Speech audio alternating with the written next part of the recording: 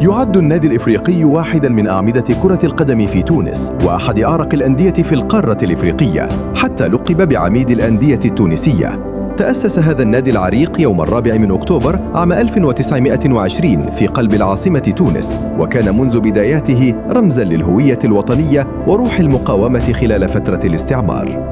جاء تأسيس النادي الإفريقي في سياق تاريخي حساس، حيث كانت تونس تحت الحماية الفرنسية، وكان النادي من أوائل الأندية التي رفعت راية الانتماء الوطني، إذ أصر مؤسسوه على أن يكون رئيس النادي تونسياً، وهو ما كان أمراً نادراً آنذاك. ومنذ البداية ارتبطت ألوان الفريق الأحمر والأبيض بلون العلم التونسي وبفخر الانتماء. يمتلك النادي الإفريقي واحدة من أكبر القواعد الجماهيرية في تونس وشمال إفريقيا، تعرف جماهيره بالأوفياء، وهي جماهير لا تتخلى عن فريقها مهما كانت الظروف. ويخوض الفريق مبارياته في الملعب الأولمبي برادس، الذي يتحول في مباريات الإفريقي إلى لوحة فنية من الأهازيج والدعم المتواصل.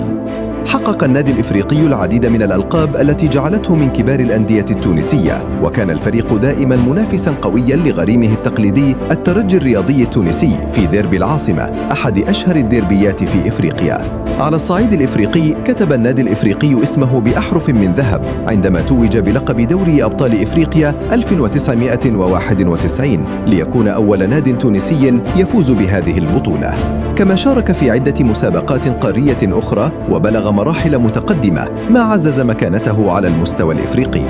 رغم تاريخه العريق، مر النادي الإفريقي بفترات صعبة، خاصة في السنوات الأخيرة، حيث واجه أزمات مالية وإدارية أثرت على نتائجه، ومع ذلك بقي النادي صامداً بفضل جماهيره وإرادته في العودة إلى القمة.